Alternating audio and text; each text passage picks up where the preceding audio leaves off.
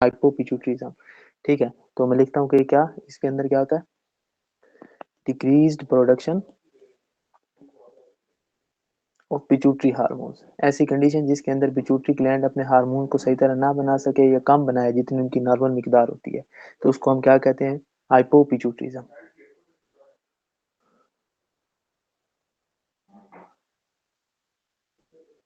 ठीक है, इससे आगे अगर हम चले ना आगे, तो ये मतलब है हमारे पिट्यूटरी हाइपोपिट्यूटरिज्म की सिम्टम्स हमें कब मिलेगी, इसकी सिम्टम्स हमें तब मिलती हैं जब 75% ऑफ पिट्यूटरी ग्लैंड जो है वो अपना फंक्शन छोड़ दे। ये 25% काम कर रहा है, ठीक है, 25% काम कर रहा है, फिर आके हमें क्या मिलेगी, सिम्टम मिलेगी क्या।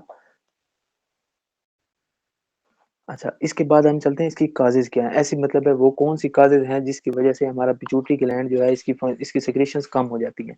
सबसे पहली जो इसकी काज है ना, सबसे पहली काज, इसकी सबसे पहली काज है क्या, देखें एक मिनट, इसकी काजेज में हम आएंगे ना, कॉजेज, इसकी कॉजेज में जो पहली कॉज है, पहली कॉज क्या है, पहली कॉज में है, इसकी पहली कॉज में क्या है, पिट्यूटरी एडिनोमा। पिट्यूटरी एडिनोमा कौन से, नॉन सेक्रेटरी पिट्यूटरी एडिनोमा। ऐसे पिट्यूटरी एडिनोमा, ऐसे पिट्यूटरी ग्लैंड के ट्यूमर्स जिनके अंदर पिट्यूटरी ग्लैंड अपनी सेक्रेशंस को सही तरह खारिज नहीं कर सकता। ठीक है, ये ट्यूमर्स होते हैं एडिनोमाज, ये आगे इंशाल्लाह हम पढ़ेंगे। कौन सा ट्यूमर, देखें, नॉन स्क्रीटिंग पिट्यूटरी एडिनोमा। ये क्या है, ट्यूमर है पिट्यूटरी ग्लैंड का, पिट्यूटरी ग्लैंड का ट्यूमर है जिसमें पिट्यूट ये नॉन सिक्रीटिंग है। नॉन सिक्रीटिंग का मतलब क्या है कि इसके अंदर जो ये ट्यूमर होगा ना, नॉन फंक्शनल होगा, कि ये कुछ भी नहीं सिक्रीट करेगा। ठीक है, तो इसे क्या कहते हैं, नॉन सिक्रीटिंग पिट्यूटरी एडिनोमा। और ये किन में होता है, अडल्ट्स के अंदर होता है। और बच्चों के अंदर क्या होता है, बच्चों के अंदर होता है क्रैनियोफ्रेंजियोमा। क्रैनियो,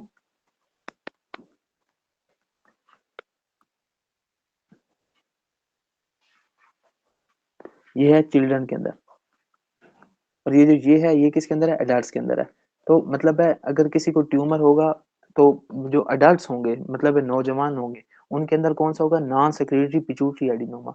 जबकि क्रैनियोफ्रेंजियोमा जो है वो हमें चिल्ड्रन के अंदर मिलेगा। और इसकी वजह से होगा क्या, इसकी वजह से होगा कि पिट्यूटरी ग्लैंड अपना काम कम करना छोड़ देगा। ठीक है, अपना काम जितना वो नॉर्मल कर रहा होता है उससे थोड़ा करेगा, थोड़े से भी थोड़ा करेगा, हाफ से भी ज्यादा, तकरीबन 3/4 हिस्सा अपना काम छोड़ देगा। अच्छा, इसके बाद हम अगर अगले अगले काम की तरफ आए ना, अगली चीज की तरफ, तो अगला क्या है, अगली घास जो है ना बड़ी इंपॉर्टेंट है, क्या है, अगली घास है शीहान सिंड्रोम। अच्छा, आप शीहान सिंड्रोम में देखें क्या होता है, मैं आपको बताता हूँ।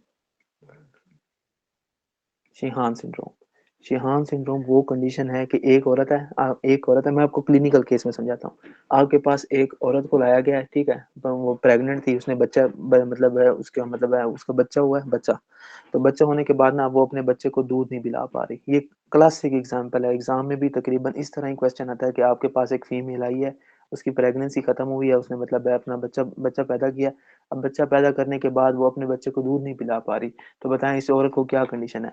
तो मोस्ट प्रोबेबली ये जो इस फीमेल में कंडीशन है ना, इस कंडीशन को हम क्या कहते हैं, शीहान सिंड्रोम। अच्छा, ये अब ये होती कैसे है, आपको पता है, जैसे हम प्रेगनेंसी होती है, प्रेगनेंसी के बाद जब मतलब औरत बच्चा जनती है, तो जब वो बच्चा पैदा करती है तो उस दौरान उसका ब्लड लॉस होता है। अगर उस औरत का ब्लड ज्यादा लॉस हो जाए, ठीक है, अगर उस औरत का ब्लड ज्यादा लॉस हो जाए, तो ज्यादा ब्लड लॉस होगा तो उसके मतलब ब्लड का वॉल्यूम कम हो जाएगा। जब ब्लड का वॉल्यूम कम होगा, ब्लड के वॉल्यूम के कम होने की वजह से जो उसका पिट्यूटरी ग्लैंड है, जो दिमाग है, उसकी तरफ ब्रेन की जो है ना ब्लड सप्लाई, वो सही तरह नहीं जाएगी। जब खून सही तरह है पिट्यूटरी ग्लैंड को नहीं मिलेगा, तो इस औरत में पिट्यूटरी ग्लैंड को हो जाएगा इस्कीमिया।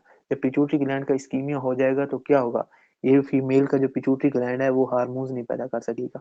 जब वो हार्मोन्स पैदा नहीं करेगा तो हार्मोन्स ना बनाने की वजह से इस फीमेल्स के अंदर क्या होगा कि वो अपने बच्चे को दूध नहीं पिला पा रही। ठीक है, मैं लिख रहा हूँ, देखिएगा क्या हुआ इसको, इसको हुआ हेमरेज हुई, ठीक है, पोस्टपार्टम हेमरेज। पोस्टपार्टम हेमरेज मतलब है बच्चा पैदा करने के बाद उसका खून ज्यादा रिलीज हो गया, जाया हो गया, पोस्टपार्टम हेमरेज हो गया। अच्छा, पोस्टपार्टम हेमरेज होने की वजह से क्या हुआ, उसको भी हाइपोपरफ्यूजन, हाइपोपरफ्यूजन या क्या कहते हैं, decrease in blood volume, blood volume उसका कम हो गया। अब ब्लड वॉल्यूम एक औरत का कम हो गया तो उसकी वजह से क्या होगा, उसको पिट्यूटरी इस्कीमिया होगा, या पिट्यूटरी, ठीक है, पिट्यूटरी इस्कीमिया कह रहे हैं आप, क्या हो जाएगा, पिट्यूटरी इस्कीमिया हो जाएगा, पिट्यूटरी को सही तरह खून नहीं मिलेगा, पिट्यूटरी ग्लैंड को क्या हो जाएगा, पिट्यूटरी इस्कीमिया। जब इस औरत को पिट्यूटरी इस्कीमिया हो गया है तो क्या होगा, इस औरत का पिट्यूटरी ग्लैंड अपना काम करना छोड़ देगा। क्या करेगा, पिट्यूटरी ग्लैंड अपना काम करना छोड़ देगा। तो इसका रिजल्ट क्या हमें देखने को मिलेगा, result will be decreased pituitary secretions. और इसमें हमें फीचर सबसे पहले कौन सा फीचर मिलेगा, फेलियर टू लैक्टेट। फीमेल क्या है, फेलियर टू लैक्टेट, कि फीमेल जो है वो अपने बच्चे को दूध नहीं पिला पा रही। ये सबसे पहले सिम्टम आएगी। इसके बाद दूसरी हाइपोथायराइडिज्म वाली सिम्टम्स भी आ सकती हैं, प्यूबिक हेयर के लॉस होने की सिम्टम्स भी आ सकती हैं, पर वो लेटर स्टेजेस पे आएंगी। जो सबसे पहली क्लिनिकली साइन होगा वो कौन सा होगा, वो होगा फेलियर टू लैक्टेट। मतलब है आपके पास एक फीमेल आई है, उसने प्रेगनेंसी के बाद उसने बच्चा पैदा किया, बच्चा पैदा करने के बाद वो आपके पास है कि वो अपने बच्चे को दूध नहीं पिला पा रही, तो आप सबसे पहले किस बारे में सोचेंगे, शीहान सिंड्रोम के बारे में सोचेंगे। इसके बाद अगर हम आगे चलें तो इसके बाद आगे एक और काज है, ठीक है, हमने दो काजेस पढ़ ली, एक हमने ट्यूमर्स पढ़ लिए, ट्यूमर्स के बाद हमने शीहान सिंड्रोम पढ़ लिया। अब शीहान सिंड्रोम पढ़ने के बाद हम तीसरी सिम्टम की तरफ जाते, तीसरी काज की तरफ जाते हैं। तीसरी काज क्या देखें इस पेशेंट में, तीसरी काज क्या देखें, इसकी तीसरी काज होगी एम्प्टी सेलर सिंड्रोम। अब मैं आपको बताता हूँ एम्प्टी सेलर सिंड्रोम क्या है। एम्प्टी सेलर सिंड्रोम, अच्छा देखें कि एम्प्टी सेलर सिंड्रोम क्या है। एम्प्टी सेलर सिंड्रोम क्या है, देखें एम्प्टी सेलर सिंड्रोम ये है, ये कॉन्जेनिटल डिफेक्ट है। सबसे पहले क्या है, ये कौन जेनिटल डिफेक्ट है। अब इस कॉन्जेनिटल डिफेक्ट में होता क्या है, देखें इसमें होता है कि जो हमारा है ना बच्चा, उसका जो मतलब हमारा CSF है और हमारी जो वो मतलब होती है मेनिंजेस होती हैं, ये ना हर्निएट कर जाती हैं। ये इनको हर्निएशन कह रहे हैं आप, या फिर इनको क्या कह लें कि ये जो है ना, हाँ हर्निएट कर जाती हैं। हर्निएट करके किधर चली जाती हैं, एम्प्टी सैला, जो मतलब सैला टर्सिका का आपको मैंने बताया था ना, सैला टर्सिका, ये जो सैला लिखा हुआ है ना सैला, सैला टर्सिका इसका मतलब है सैला टर्सिका। और सैला टर्सिका क्या है, सैला टर्सिका वो जगह है जहाँ पे पिट्यूटरी ग्लैंड प्रेजेंट होता है। Saila turcica location of pituitary gland, यह लोकेशन ऑफ पिट्यूटरी ग्लैंड। अच्छा इस कंडीशन में अब होगा क्या, एम्प्टी सैलर सिंड्रोम में जो होगा ना हमारा क्या कहते हैं, अरेक्नाइड, एक मिनट, अरेक्नॉइड, ठीक है, जो हमारी अरेक्नॉइड होगी ना, मतलब है अरेक्नॉइड, क्या अरेक्नाइड, अरेक्नाइड वो जो हमारी होती है क्या कहते हैं, मेनिंजेस जो होती है ना, अरेक्नाइड मेनिंजेस, ये सबसे आई थिंक सो, हाँ अरेक्नाइड जो दरमियान वाली मेनिंजेस की लेयर होती है ना, उसे हम अरेक्नाइड कहते हैं। ठीक है, अरेक्नाइड और CSF जो है ना, एंड CSF, ये दोनों क्या कर जाएंगे, हर्निएट कर जाएंगे। किधर आ जाएंगे हर्निएट करके, ये जो हमारा सेल है, सेल है क्या, सेल है टर्सिका, जहाँ पे हमारा पिट्यूटरी ग्लैंड प्रेजेंट होता है, जहाँ पे हमारा पिट्यूटरी ग्लैंड प्रेजेंट होता है उसे क्या कहते हैं, सेल टर्सिका कहते हैं। अब यहाँ क्या होगा कि अरेक्नाइड जो है ना, अरेक्नाइड मेनिंजेस, और जो हमारा CSF है, ये हर्निएट करके कहाँ आ जाएगा, सेला में आ जाएगा, सेला टर्सिका में आ जाएगा। जब ये सेला टर्सिका में आ जाएगा तो इसका रिजल्ट क्या होगा, जो वहां पिट्यूटरी ग्लैंड पड़ा था उस पिट्यूटरी ग्लैंड को ये तबाह कर देगा, सुप्रेस कर देगा। तो इसके रिजल्ट क्या होगा, सुप्रेस और डिस्ट्रॉयज, ठीक है, destroys pituitary gland. Pituitary gland को क्या कर दिया इसने, खत्म कर दिया, क्योंकि ये इनका प्रेशर की वजह से पिट्यूटरी ग्लैंड जो होता है वो तबाह हो जाता है। पिट्यूटरी ग्लैंड का साइज कितना होता है, 1 सेंटीमीटर होता है। जब उसके ऊपर प्रेशर पड़ेगा तो उसके अंदर क्या बचेगा, कुछ भी नहीं बचेगा। ठीक है, मैं आपको समझा पा रहा हूँ अपनी बात, ठीक है। ये था आपका हाइपोपिट्यूटरिज्म का टॉपिक। अब हम आते हैं बुक के ऊपर, देखें, ये देखें, ये है हमारा हाइपोपिट्यूटरिज्म। हाइपोपिट्यूटरिज्म में क्या देखें, under secretion of pituitary gland, एक मिनट हो गया, हाँ, under secretion of pituitary gland, under secretion of pituitary gland, जिसमें क्या होता है, पिट्यूटरी ग्लैंड जो होता है अपने हार्मोन्स को सही तरह नहीं रिलीज कर पाता। अब उसके उसने काजेज लिखे हैं, हाइपोथैलेमिक काजेज हैं कि जिसमें मतलब किसी किस्म की कोई इंजरी हुई है, कोई रेडिएशन वगैरह लगी है, रेडिएशन के लगने की वजह से क्या हो गया कि पिट्यूटरी ग्लैंड ने अपना काम करना छोड़ दिया। ठीक है, इसके बाद आगे हम चलें तो पिट्यूटरी सर्जरी, किसी ने पिट्यूटरी सर्जरी करवाई है, मतलब उसने सर्जरी करवाई है, उसने अपना पिट्यूटरी ग्लैंड रिमूव करवा लिया। जब उसने अपना पिट्यूटरी ग्लैंड उसका रिमूव हो गया तो उसके अंदर हाइपोपिट्यूटरिज्म वाले फीचर्स आएंगे कि नहीं आएंगे। अच्छा आगे चलें, आगे क्या है, पिट्यूटरी डिसऑर्डर्स हैं। पिट्यूटरी डिसऑर्डर्स ये देखें, नॉन सेक्रेटिंग पिट्यूटरी एडिनोमा, और क्या है, क्रैनियोफैरेंजियोमा। क्रैनियोफैरेंजियोमा के बारे में आप एक और बात लिख लें कि ये वो ट्यूमर होता है जो रक्त की स्पाउस से अरेंज होता है, जहाँ रक्त की स्पाउस, क्या tumour arising from Rathke's pouch, remnants of Rathke's pouch, remnants of Rathke's pouch. Rathke's pouch क्या है? वो चीज या वो स्ट्रक्चर जहां से क्या हमारा एंटीरियर पिट्यूटरी बनता था, ठीक है। अच्छा, अगर हम आगे चलें, आगे क्या है, एम्प्टी सेला। एम्प्टी सेला के बारे में आपको भी मैंने सारी सिंड्रोम एम्प्टी सेला का मैंने एक्सप्लेनेशन दी है, ठीक है। अगर हम इसके बाद आगे शीहान सिंड्रोम की तरफ चलें, शीहान सिंड्रोम वही इस्कीमिया हो गया, ठीक है, पिट्यूटरी ग्लैंड का पोस्टमार्टम हेमरेज की वजह से। पोस्टमार्टम हेमरेज की वजह से क्या हो गया, उसको इस्कीमिया हो गया पिट्यूटरी ग्लैंड का। फिर क्या हुआ, pregnancy induced pituitary growth increase spectrally to hypoperfusion. इसमें इस बंदी को क्या हो गया, हाइपोपरफ्यूजन हो गया पिट्यूटरी ग्लैंड की।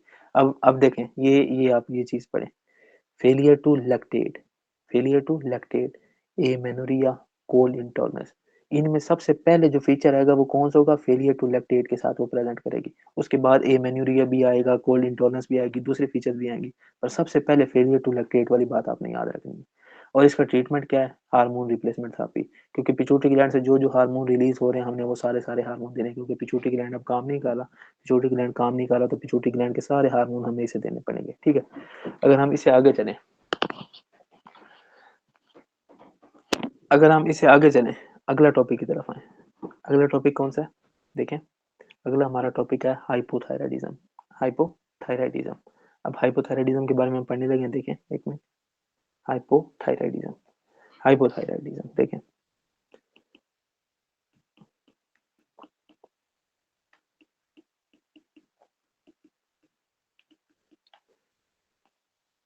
हाइपोथायराइडिज्म, हाइपोथायराइडिज्म वो कंडीशन है जिसके अंदर, इसमें होगा क्या, पहले बताते हैं इसमें होगा क्या। इसके अंदर decrease T3 T4, T3 T4 कम हो जाएगा, जो कि थायराइड हार्मोन है। थायराइड हार्मोन इसमें क्या हो जाएंगे, कम हो जाएंगे। अच्छा, अब हमें हाइपोथायराइडिज्म में फीचर कौन से मिलेंगे, ऐसे फीचर जो हमें हाइपोथायराइडिज्म के अंदर मिलेंगे। इसके अंदर कौन कौन से फीचर मिलेंगे, अब हमने जब थायराइड के हमने पढ़े थे, क्या कहते हैं, इसके क्लिनिकल फीचर्स क्या होंगे। काजिज हमें आगे आते हैं, काजिज में 4-5 बीमारियां हैं, तो इन हम आगे एक मिनट बस क्लिनिकल फीचर्स के बाद हम वहीं जाते हैं। तो अच्छा, इसकी ना काजेज की तरह और क्लिनिकल फीचर्स की तरफ आते हैं। क्लिनिकल फीचर्स इसके क्या होंगे, सबसे पहले ये बंदा जो होगा, इसे क्या होगा, T3 T4 कम है। T3 T4 क्या करवा रहे थे, हार्ट रेट को तेज करवा रहे थे ना। हार्ट रेट को क्या करवा रहे थे, तेज करवा रहे थे। तो इसमें क्या होगा, इसमें होगा ब्रेडिकार्डिया, डिक्रीज हार्ट रेट, या फिर ब्रेडिकार्डिया, ब्रेडिकार्डिया। अच्छा, और हमारा थायराइड हार्मोन और क्या करवा रहे थे हमारी बॉडी में, बेसल मेटाबॉलिक रेट को इंक्रीज कर रहे थे। बेसल मेटाबॉलिक रेट को इंक्रीज कर रहे होंगे तो इस बंदे में क्या होगा, पहले मतलब उसकी हीट प्रोड्यूस हो रही थी, अब इसमें हीट प्रोड्यूस नहीं होगी, तो इस बंदे को में क्या होगी, कोल्ड इंटॉलरेंस होगी, ठीक हो गया। अच्छा, हम आगे चलते हैं।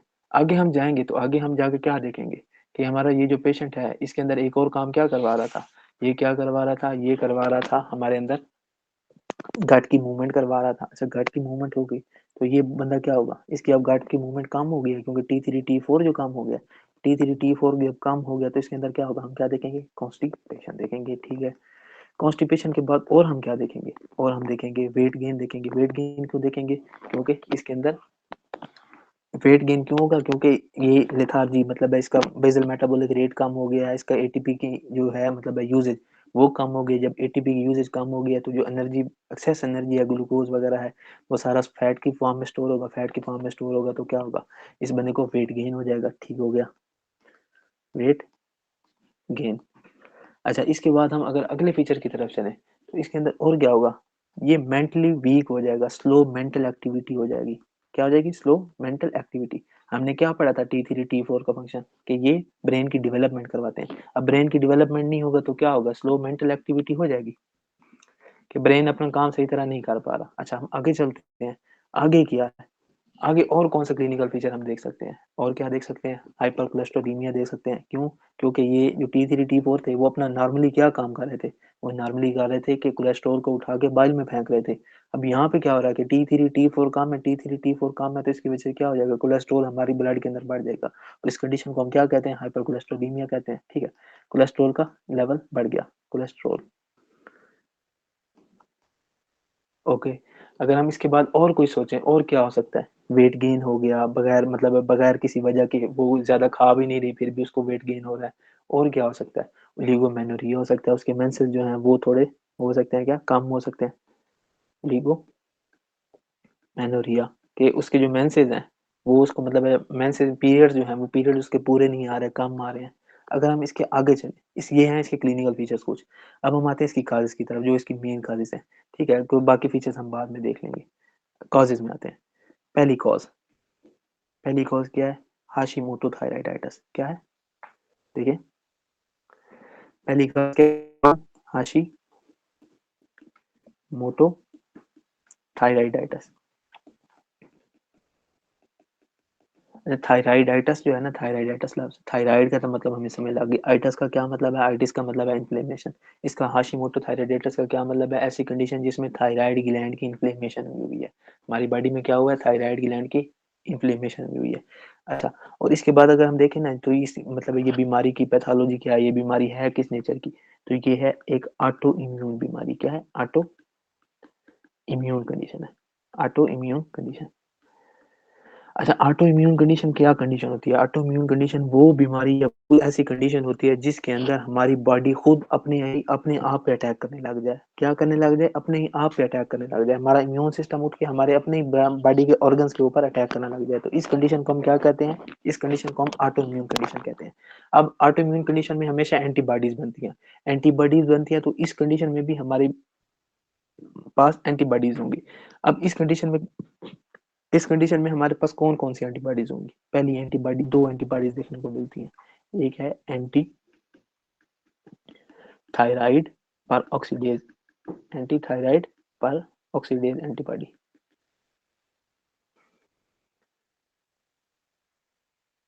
और अगर हम दूसरी एंटीबॉडी के बारे में जाने, तो दूसरी एंटीबॉडी क्या है, anti thyroglobulin antibody, anti thyroglobulin antibody. अच्छा देखें, ये थायराइड पेरोक्सीडेज है, ये एक एंजाइम का नाम है जो कि T3 T4 की सिंथेसिस में बहुत ज्यादा इंपॉर्टेंट रोल अदा करता है। और एंटी थायरोग्लोबुलिन एंटीबॉडी, जो थायरोग्लोबुलिन है, ये भी T3 T4 की सिंथेसिस में अहम किरदार अदा करते हैं, क्योंकि ये आयोडीन के साथ मिलके ये जो ऑर्गेनिफिकेशन करवाती है और कपलिंग रिएक्शन करवाती है, ये सारे थायरोग्लोबुलिन की वजह से ही होते हैं। जब इन दोनों के खिलाफ क्या हो जाएगा, एंटीबॉडीज बन जाएगी, ये दोनों तबाह हो जाएंगे, तो क्या T3 T4 बन सकेगा, नहीं बन सकेगा। अच्छा, अगर हम इससे आगे चलें, ये क्या है, अच्छा ये ना एक और बात आप याद रखिएगा कि ये मोस्ट कॉमन काज है, मोस्ट कॉमन काज ऑफ, देखिएगा, ये है most common cause of hypothyroidism in iodine sufficient region. इसका क्या मतलब है, वैसे आम रूटीन में हाइपोथायराइडिज्म की मोस्ट कॉमन काज क्या है, मोस्ट कॉमन काज है आयोडीन डेफिशिएंसी। देखें, देखें दोनों पॉइंट लिख देता हूँ, cause most common cause of hypothyroidism,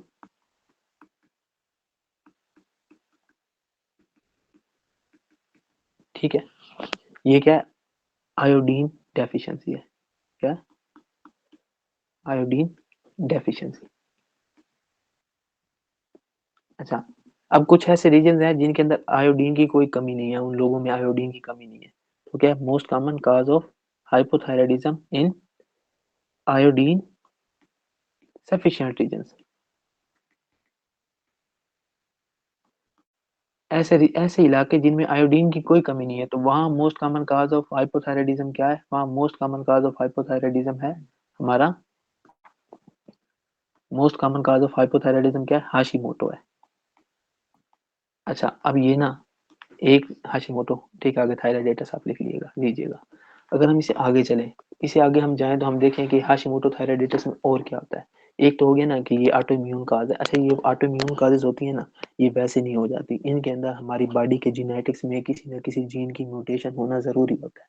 तो ये जो हमारी हाशिमोटो थायराइडाइटिस है, इसमें किन किन जीन्स की म्यूटेशन होगी, इनमें दो जीन होते हैं, एक है HLA-DR3 और एक है HLA-DR5। ठीक है, कुछ बुक्स के ऊपर HLA-DR5 लिखा हुआ है, कुछ पे HLA-DR3 लिखा हुआ है, तो आप दोनों लिख लें। क्या, देखें,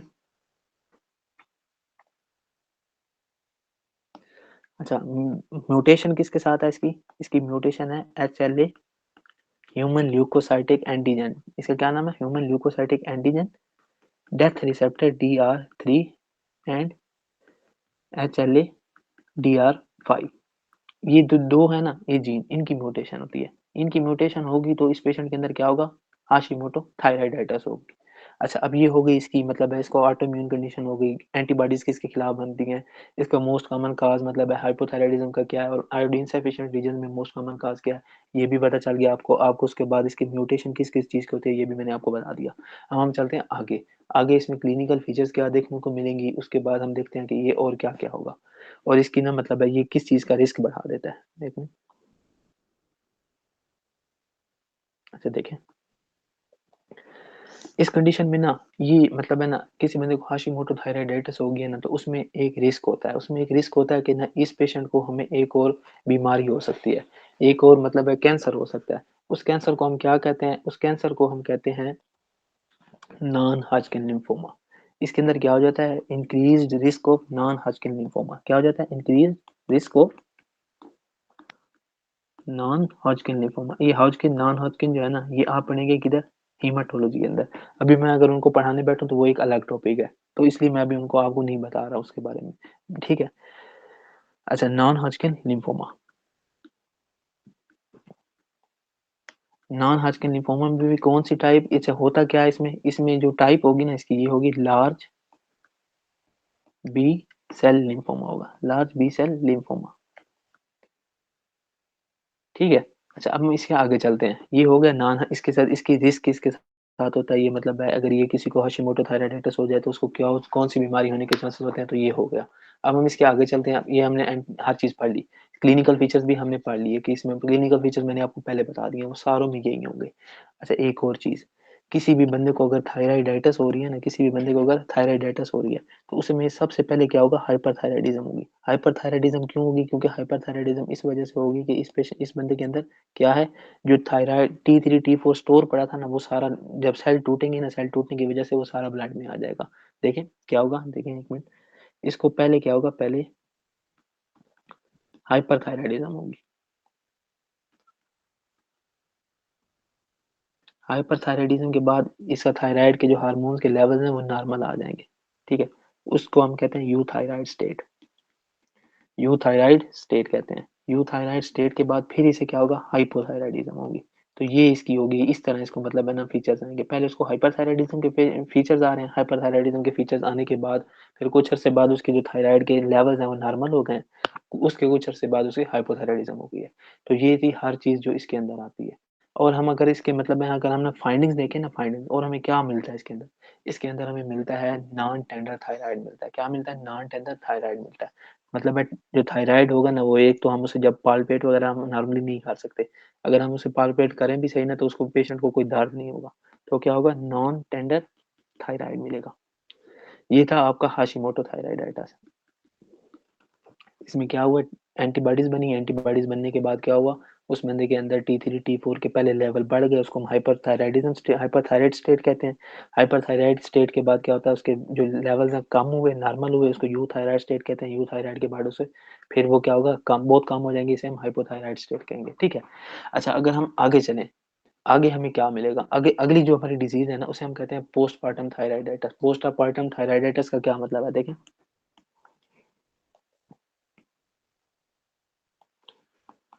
पोस्टपार्टम थायराइडाइटिस। आपने इसमें ना ज्यादा बातें याद नहीं रखनी। पोस्टपार्टम का क्या मतलब है, पोस्टपार्टम का मतलब है कि एक फीमेल ने बच्चा पैदा किया, उसके बाद उसे थायराइडाइटिस हुई है। अच्छा, इसके अंदर आपने एक मेन बात ये याद रखनी है कि with in 1 year,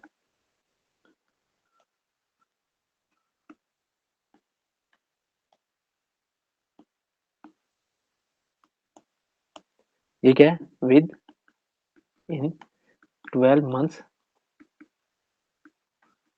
after pregnancy, ठीक है। एक औरत ने बच्चा पैदा किया, बच्चा पैदा करने के 12 महीनों के अंदर अंदर अगर उसे थायराइडाइटिस हो गया, हाइपोथायराइडिज्म हो गया, तो हम उसे क्या कहेंगे, हम उसे किस में काउंट करेंगे, हाइपो पोस्टपार्टम थायराइडाइटिस में काउंट करेंगे।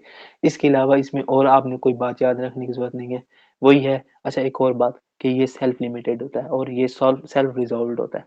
क्या होता है, सेल्फ रिजॉल्व होता है।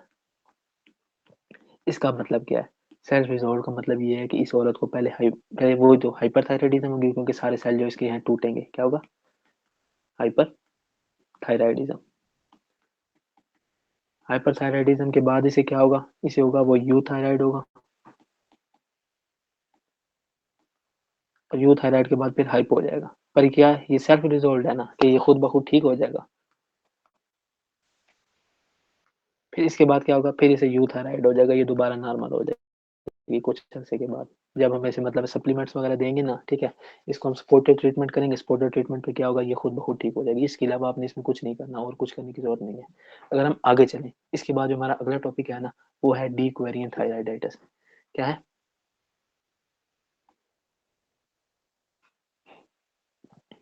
अगला हमारा टॉपिक का क्या नाम है, डी क्वेरियन थायराइडाइटिस। अच्छा, इसमें ना आपने जो बात याद रखनी है ना, देखें, एक बंदा था, उसे क्या हुआ, उसे ना वायरल इन्फेक्शन हुआ, उसे क्या हुआ, वायरल इन्फेक्शन हुआ, वो फ्लू वगैरह हो गया, इस तरह को कोई उसे वायरल इन्फेक्शन हुआ है। वायरल इन्फेक्शन के बाद क्या हुआ है, उसका थायराइड ग्लैंड जो है ना वो सूज गया है। थायराइड ग्लैंड के अगर आप हाथ लगाते हैं तो वो दर्द करता है, पेनफुल थायराइड है उसको, ठीक है, जब आप पालपेट करते हैं। और क्या है डीक्वेरियन थायराइडाइटिस में, और हम क्या देखेंगे कि ये बंदा जो है, एक मिनट यार स्क्रीन के, अच्छा एक मिनट स्क्रीन,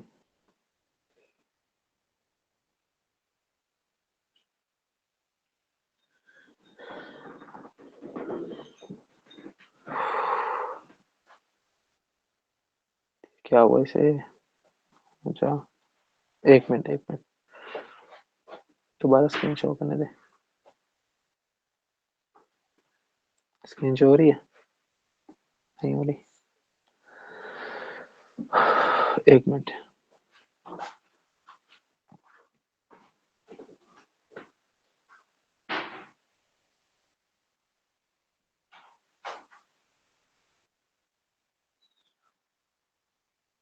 हाँ अब हो गई, ठीक है।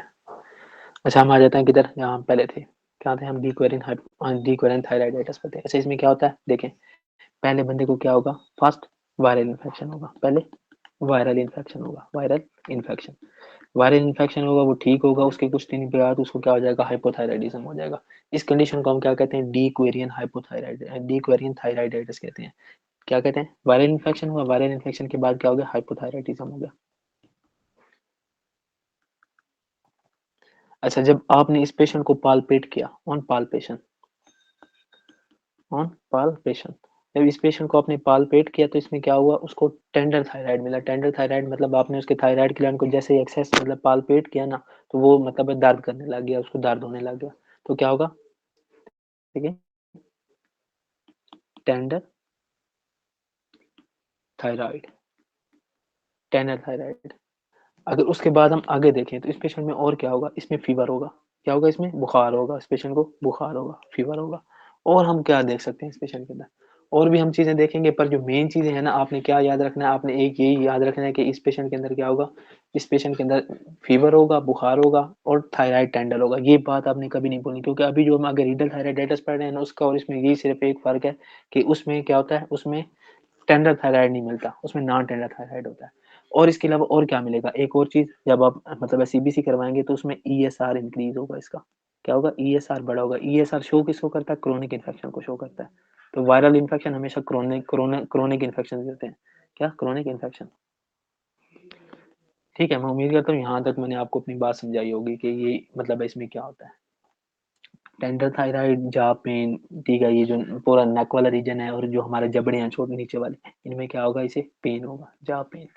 ये सारे हैं इसके फीचर्स डीक्वेरियन थायराइडाइटिस के। क्या पहले से वायरल इन्फेक्शन हुआ, वायरल इन्फेक्शन भी कौन सा, ये भी आप लिख लें, कौन सा वायरल इन्फेक्शन हुआ, साइटोमेगालो वायरस का वायरल इन्फेक्शन हुआ, किसका, साइटोमेगालो वायरस का इन्फेक्शन हुआ। साइटोमेगालो वायरस का इन्फेक्शन होने के बाद उसे क्या हो गया, हाइपोथायराइडिज्म के फीचर्स आने लग गए, तो इसको हम क्या कहते हैं, डीक्वेरियन थायराइडाइटिस कहते हैं। जब इस पेशेंट को आप पालपेट करेंगे तो उसको क्या मिलेगा, आपको मिलेगा टेंडर थायराइड मिलेगा, मतलब दर्द करेगा जब आप उसे पालपेट करेंगे। और क्या मिलेगा, आप उसको उसके जबड़े वाला जो एरिया है उस पर पेन होगा। और क्या होगा, और उसे फीवर होगा। फीवर के बाद और क्या होगा, उसके अंदर ईएसआर बड़ा होगा। बाकी सारे हाइपोथायराइडिज्म वाले फीचर्स हैं, जितने भी हाइपोथायराइडिज्म में अपने फीचर पड़े हैं वो सारे आपने यहाँ लगा देने हैं। जैसे T3 T4 कम मैन, उसके बाद कोल्ड इंटॉलरेंस, वेट गेन, हर चीज, कॉन्स्टिपेशन, ये हर चीज यहाँ पे आएगी। इसके बाद अगर हम अगली काज पे चलें, किसके, हाइपोथायराइडिज्म की अगली काज पे, तो अगली काज है रीडल थायराइडाइटिस। कौन सी काज है? रीडल थायराइडाइटिस।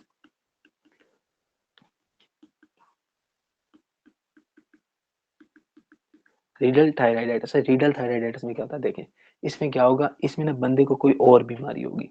और बीमारियों में कौन सी बीमारी हो सकती है, उसमें ना उसको ऐसी कोई बीमारी होगी जिसकी वजह से ना, जैसे ऑटोइम्यून पैंक्रियाटाइटिस है, ऑटोइम्यून पैंक्रियाटाइटिस के बाद क्या है, फाइब्रोसिस है। उसके अंदर ना कोई ऑटोइम्यून बीमारी चल रही है, मतलब होगी कहीं और की, पर वो क्या करेगी, इन्वेड कर जाएगी किधर, थायराइड ग्लैंड के। जब वो थायराइड ग्लैंड पे इन्वेड करेगी ना, तो थायराइड ग्लैंड की क्या होने लग जाएगी, फाइब्रोसिस होने लग जाएगी। देखें पहले क्या होगा उसे, अदर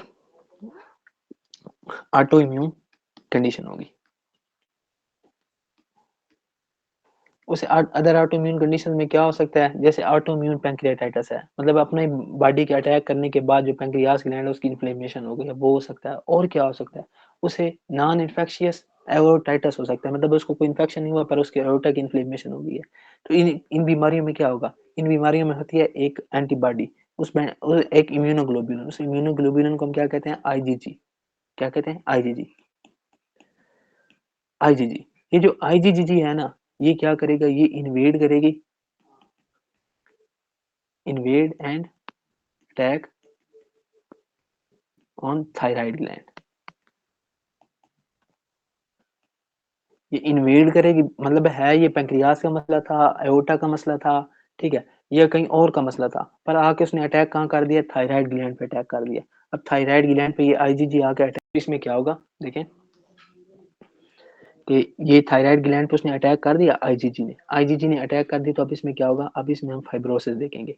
क्या देखेंगे, फाइब्रोसिस देखेंगे, फाइब्रोसिस ऑफ थायराइड ग्लैंड देखेंगे, कि थायराइड ग्लैंड जो है इसकी फाइब्रोसिस होने लग गई है। फाइब्रोसिस मतलब कि ये सख्त होने लग गया है, हार्डनिंग होने लग गई है इसकी। और इसमें क्या होगा, सॉरी, एक मिनट।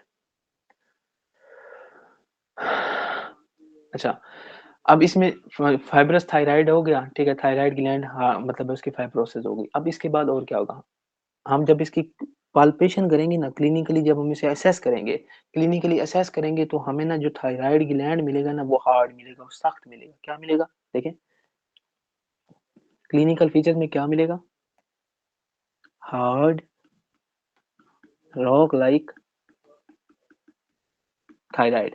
ऐसे लगेगा जैसे हम किसी ने पत्थर पर हाथ रख रहे हैं, जब उसकी गर्दन पे हम हाथ लगाएंगे ना, ऐसे लगेगा जैसे इसका थायराइड ग्लैंड नहीं है, यहाँ पे कोई पत्थर रखा हुआ है, ठीक है, पत्थर की तरह कोई स्ट्रक्चर पड़ा है। तो इसको मतलब इस फीचर को क्या कहते हैं, hard thyroid, hard rock like thyroid कहते हैं। अगर हम इसके बाद आगे देखें, इसके बाद और हम अगर देखेंगे ना, और क्या है, इसका जो थायराइड होगा ना, वो नॉन टेंडर होगा। नॉन टेंडर मीन क्या है, कि हम जब उसे पालपेट करेंगे ना, मतलब जब हम उसकी पालपेशन कर रहे होंगे, तो इसको किसी किस्म की कोई मतलब दर्द नहीं होगा, किसी किस्म की से वो नहीं होगा, कोई ऐसी फीचर नहीं आएगी कि मतलब पेन वगैरह का, या कुछ नहीं होगा, या वो गर्म नहीं होगा। तो क्या होगा, नॉन टेंडर थायराइड, ये दो फीचर्स मिलेंगे। अब हमने अच्छा, देखें कि हमने क्या, डी क्वेरीन में हमने क्या पढ़ा था, डी क्वेरीन में हमें क्या मिलता है, टेंडर थायराइड मिलता है। इसमें क्या मिल रहा है, non tender and rock like thyroid मिलता है। ये इन दोनों का आपस में डिफरेंस है। अच्छा, एक और बात इसमें आपको बताना चाहूंगा, कि जो हमारा ये होता है ना, रीडल थायराइडाइटिस, रीडल थायराइडाइटिस 40 साल की उम्र से पहले होती है। क्या होती है, 40 साल की उम्र से पहले होती है। ये क्या होती है, बिफोर 40 ईयर्स। अच्छा, अब आप सोचेंगे कि 40 साल से पहले हो रही है, अगर 40 साल से बाद में कोई कंडीशन हो रही है, उस कंडीशन को हम क्या कहेंगे, उसको हम कहेंगे एनाप्लास्टिक कार्सिनोमा ऑफ थायराइड। उसे हम क्या कहेंगे, ये देखें, एक ये है बिफोर 40 ईयर, अगर आफ्टर 40 ईयर्स होगा,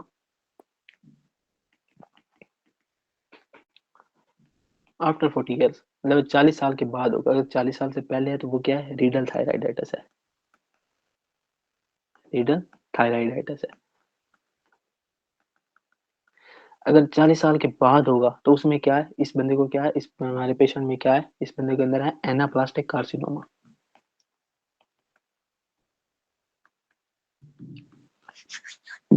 ठीक है, यहाँ तक मैं उम्मीद करता हूँ, यहाँ तक मैंने आपको अपनी बात समझा दी होगी। अच्छा, हम आगे चलते हैं। ये आपने याद रख लेना। इसके बाद हम आगे चलते हैं। आगे क्या है देखिएगा, आगे है हमारा कंजेनिटल हाइपोथायराइडिज्म। क्या है? Congenital hypothyroidism.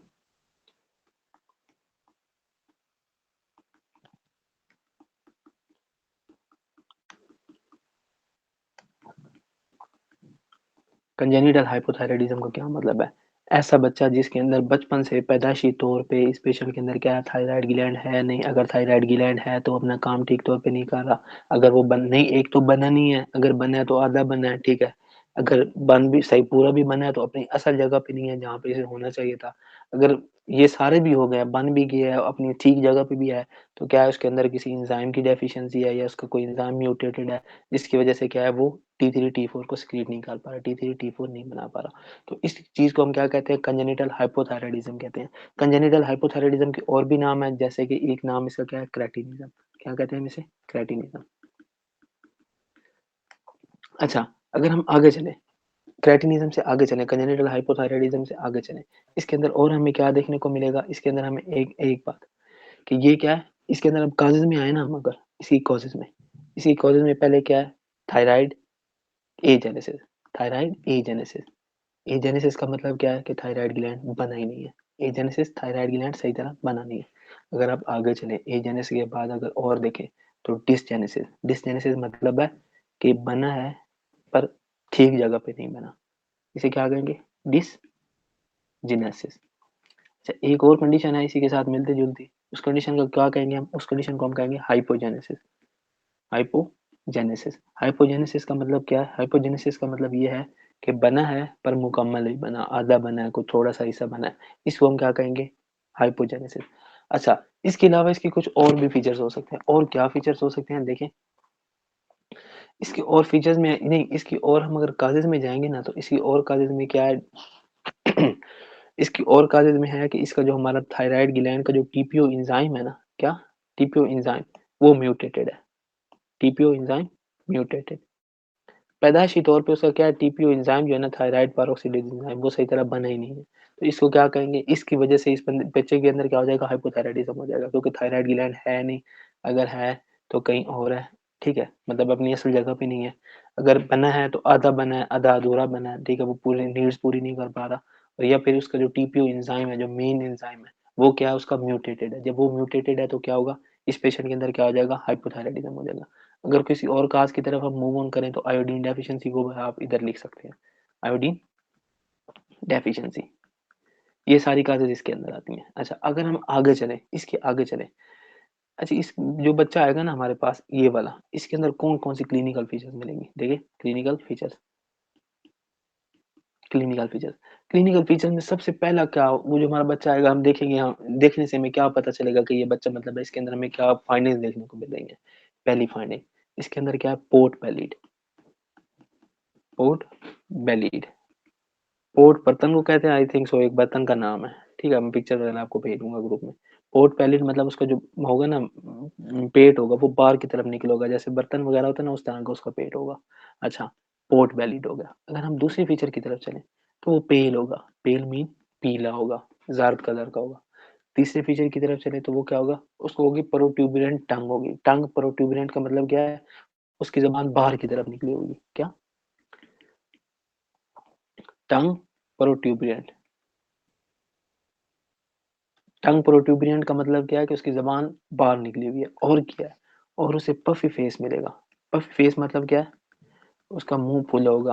आपने यहाँ लोकल देखे होंगे ना किर्गिज, उनके मुंह फूले होते हैं। वो हाइपोथायराइडिज्म के पेशेंट नहीं होते, पर आपको समझाने के लिए बस बता रहा हूँ कि उनका क्या होगा? पफी फेस होगा, पफी फेस होगा। इसके बाद अगर हम अगले फीचर की तरफ चले तो वो होगा प्रोट्रूडिंग उम्बिलिकस। इसका क्या मतलब है? उसका जो नाफ है ना, नाफ, ये बाहर की तरफ निकली होगी। बाहर की तरफ क्या होगी? निकली हुई होगी। उम्बिलिकस जो होगी बाहर की तरफ प्रोट्रूड कर रही होगी, बाहर की तरफ निकली होगी। और क्या है? और poor brain development.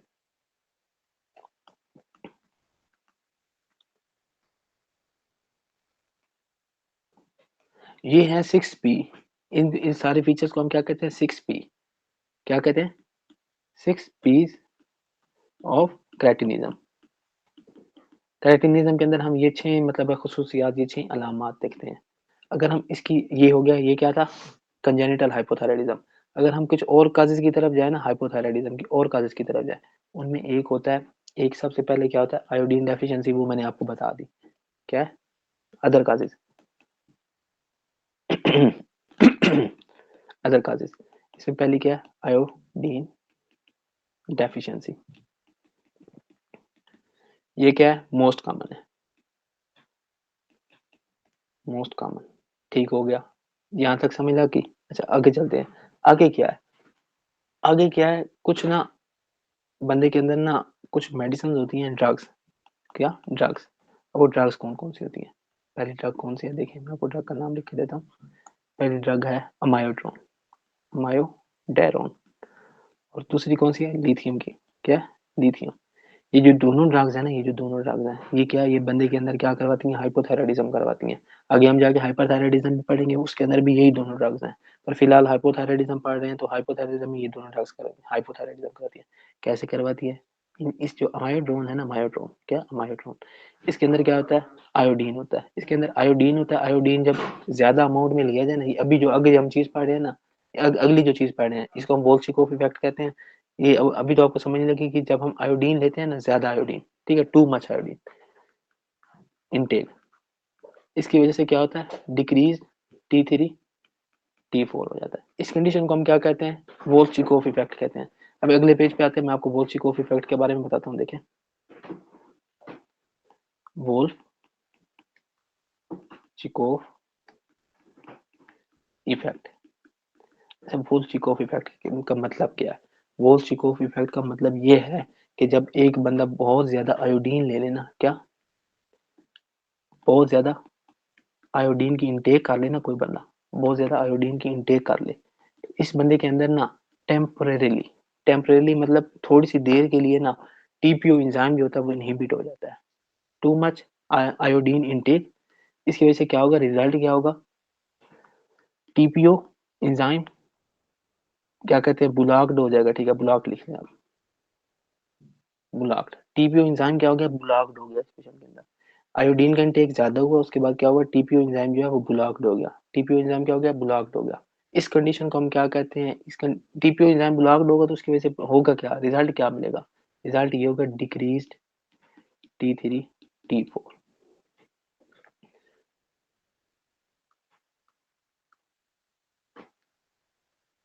Temporarily TPO block हो गया। टेम्परेरीली टीपीओ ब्लॉक होने के बाद क्या हुआ इस पेशेंट के अंदर, इस पेशेंट के अंदर क्या हुआ, T3 T4 कम हो गया।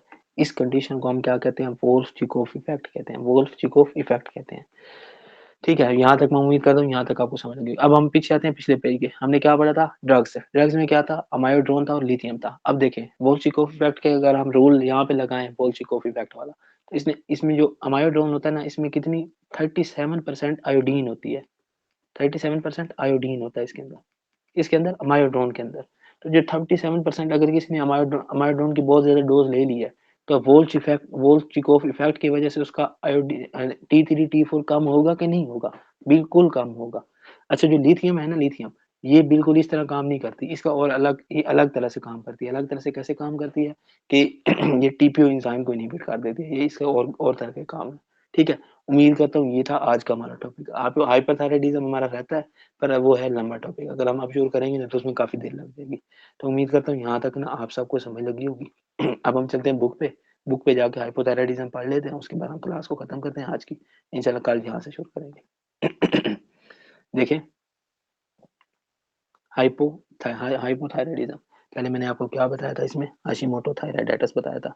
हाशिमोटो थायराइडाइटिस में मैंने क्या कहा था कि ये क्रोनिक ऑटोइम्यून थायराइडाइटिस है।